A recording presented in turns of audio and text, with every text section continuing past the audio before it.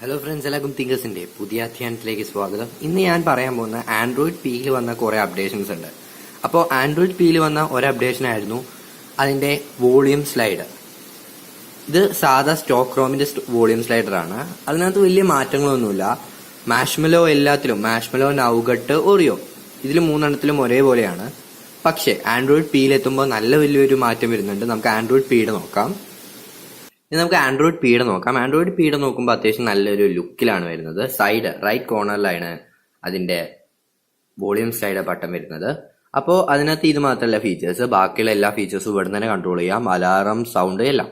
അപ്പോൾ നമ്മൾ ഇത് സാധാ ഫോണുകൾ നമ്മൾ അപ്ഡേറ്റ് ചെയ്യാതെ ആൻഡ്രോയിഡ് പി കിട്ടാത്ത ഫോണുകളിൽ എങ്ങനെ ഇൻസ്റ്റാൾ ചെയ്യുമെന്നാണ് പറയാൻ പോകുന്നത്. താഴെ ഞാനൊരു ലിങ്ക് തന്നിട്ടുണ്ടാവും. ആ ലിങ്ക് നിങ്ങൾ ക്ലിക്ക് ചെയ്യുക.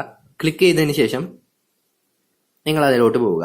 അപ്പൊ നിങ്ങൾക്ക് ഒരു ഓപ്പൺ സോഴ്സ് മാർക്കറ്റിലോട്ടാണ് പോവുക. അതിന്റെ പേരാണ് ആപ്റ്റോയിഡ്. ഇതിനകത്ത് നമുക്ക് വേണ്ട കാര്യങ്ങൾ ഡൗൺലോഡ് ചെയ്യാം. അപ്പൊ ഇത് നിങ്ങൾ ആദ്യം ഇൻസ്റ്റാൾ ചെയ്യാം. അപ്പൊ ഇവിടെ ഡൗൺലോഡ് ക്ലിക്ക് ചെയ്യുക, സാധാ മാതിരി ഇൻസ്റ്റാൾ ചെയ്യുക. അപ്പോൾ അത് ചെയ്യുക. ചെയ്തതിന് ശേഷം ആ ആപ്പ് ഇൻസ്റ്റാൾ ചെയ്യുക. ഞാനിപ്പോൾ പറയാൻ പോകുന്ന ആപ്പ് ആപ്റ്റോയിഡ് എന്ന് പറഞ്ഞ ആപ്പ് ഇൻസ്റ്റാൾ ചെയ്യുക. ആപ്റ്റോയിഡ് എന്ന് പറഞ്ഞ ആപ്പ് ഇൻസ്റ്റാൾ ചെയ്തതിന് ശേഷം അതിനകത്ത് ആൻഡ്രോയിഡ് പി സ്ലൈഡർ എന്ന് നിൽക്കുക, വോളിയം സ്ലൈഡർ.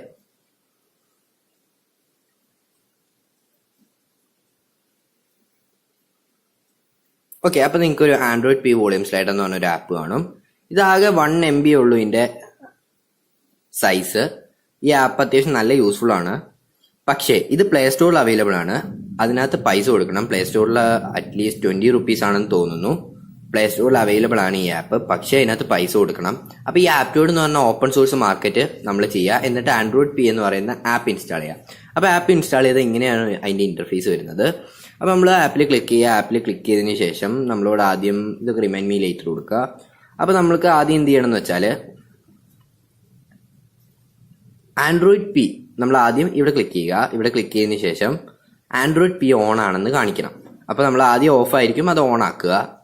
ഓൺ ആക്കിയതിന് ശേഷം നമ്മളോട് അത് ചെയ്യാനുള്ള ഇപ്പോഴത്തെ പുതിയ ഫോണുകൾക്കൊക്കെ അഡ്മിനിസ്ട്രേഷന് വേണ്ടിയിട്ട് നമ്മൾ പാസ്വേഡ് വെക്കണം, അല്ലെങ്കിൽ ഫിംഗർ പ്രിന്റ് മതി. ഞാൻ ഫിംഗർ പ്രിന്റ് ആണ് ഉപയോഗിക്കുന്നത്. അത് ആൻഡ്രോയിഡ് പി ഓപ്പൺ ആയി കൊടുക്കുക. അതിനുശേഷം നമുക്ക് ഇതിനകത്ത് അഡ്ജസ്റ്റ് ചെയ്യാനുള്ളതൊക്കെ ചെയ്യുക. കൂടുതലൊന്നും ഇതിനകത്ത് അഡ്ജസ്റ്റ്മെന്റ് ചെയ്യേണ്ടെന്നാണ് തോന്നുന്നത്. ഞാനിത് ഇത്ര ചെയ്തിട്ടുള്ളൂ. പക്ഷെ എനിക്ക് ഇങ്ങനത്തെ ഒരു ആൻഡ്രോയിഡ് പി സ്ലൈഡർ കിട്ടിയിട്ടുണ്ട്. അത്യാവശ്യം നല്ല യൂസ്ഫുൾ ആണ്. സ്റ്റെക്കൊന്നുമില്ല. ഞാൻ കുറേ നോക്കി. ഞാനിത് ഉപയോഗിക്കാൻ തുടങ്ങിയിട്ട് 2 ദിവസമായി. എനിക്കിതുവരെ ഇതിനകത്ത് സ്റ്റെക്കൊന്നും അനുഭവപ്പെട്ടില്ല. കറക്റ്റായിട്ടാണ് പോകുന്നത്.